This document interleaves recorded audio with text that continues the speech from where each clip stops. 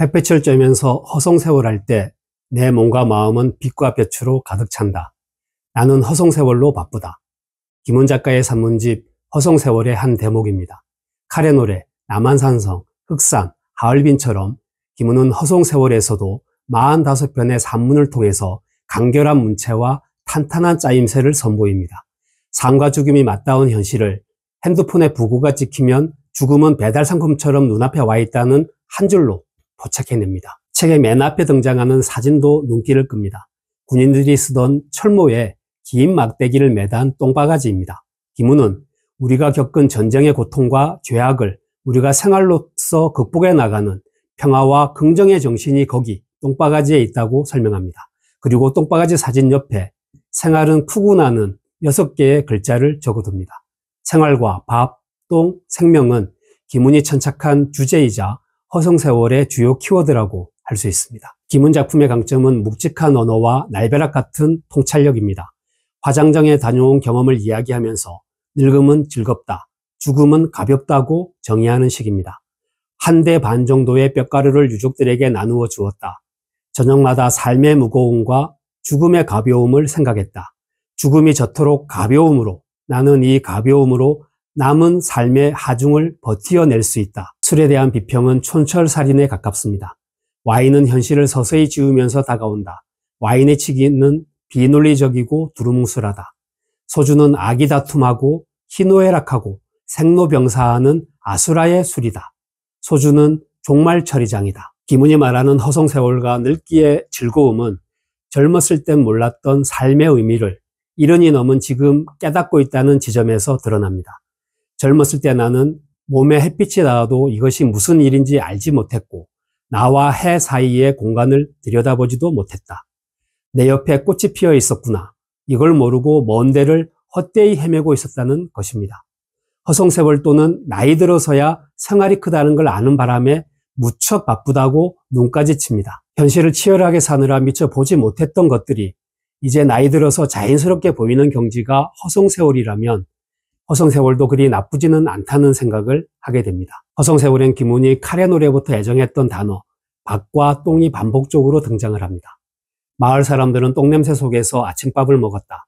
밥과 똥의 순환고리가 끊어지면 죽음이라는 것을 알았다는 어린 시절 경험은 일자리가 모자라서 밥 먹기 어려운 시대에 밥 없는 사람들을 밥으로 겁박하면 사람은 밥과 죽음의 기로에서 밥 먹는 방향으로 갈 수밖에 없다.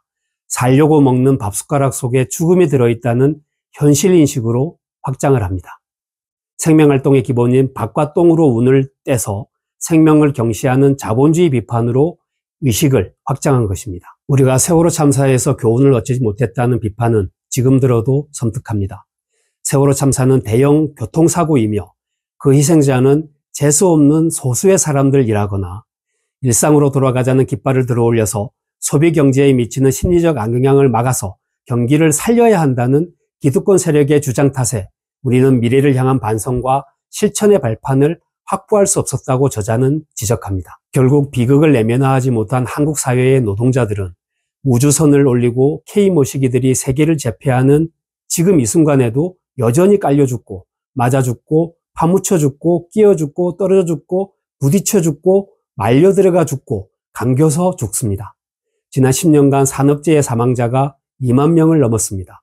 살려고 먹는 밥숟가락 속에 죽음이 들어있다고 김훈 작가가 말하는 까닭입니다. 김훈이 천착하는 또 하나의 주제는 오염된 언어입니다. 여러 이익집단, 당파집단, 욕망의 집단이 내지르는 비명, 고함, 욕지거리, 악다구니, 저주, 분노, 거짓말이 허공에서 부딪혀서 아무도 알아들을 수 없는 백색 소음의 회오리를 일으키고 있다는 것입니다. 증오의 언어는 한국전쟁에서 비롯된 측면이 큽니다. 70년 동안 불행한 분단의 시대를 지배한 것은 증오와 저주의 언어였다.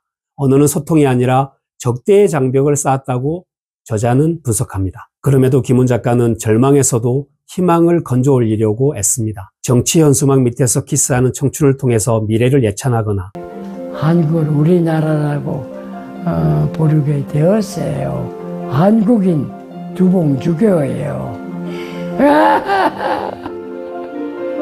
안동에서 활동하는 두봉주교의 웃음소리가 어떻게 세상을 바꾸었는지 보여주면서 진흙탕에서 연꽃이 피기를 여전히 기대합니다.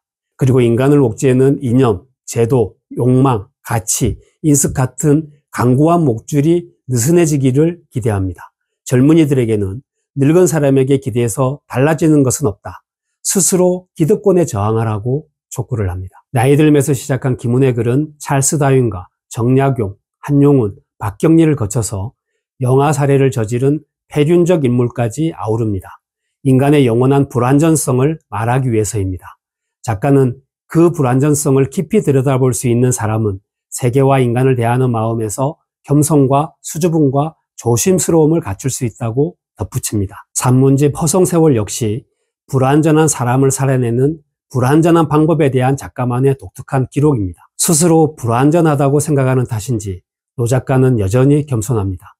책값을 내고 내 책을 사서 읽었을 사람들을 생각하면 식은땀이 난다는 그는 은, 는, 이, 가, 을 같은 한국어 조사와 형용사 부사에 대한 활용법을 오늘도 고민하고 있습니다. 김훈은 투명한 벽에 부딪혀 죽은 새와 똥바가지에 얽힌 이야기로 책을 마무리합니다. 똥바가지는 전쟁의 야만성을 생활 속으로 용해시키면서 웃음 띤 표정을 하고 있다. 어느 산업고지 참호 속에서 전사한 병사의 넋이 생활용구로 변해서 우리에게 돌아온 것이라고 나는 생각했다.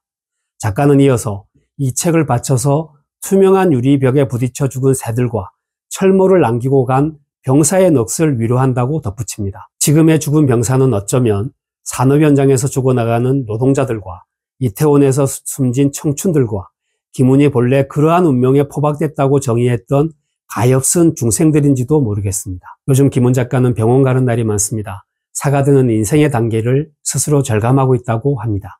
부디 건강 잘 챙겨서 더 많은 글을 볼 수 있길 기대합니다. 생각의 상자였습니다.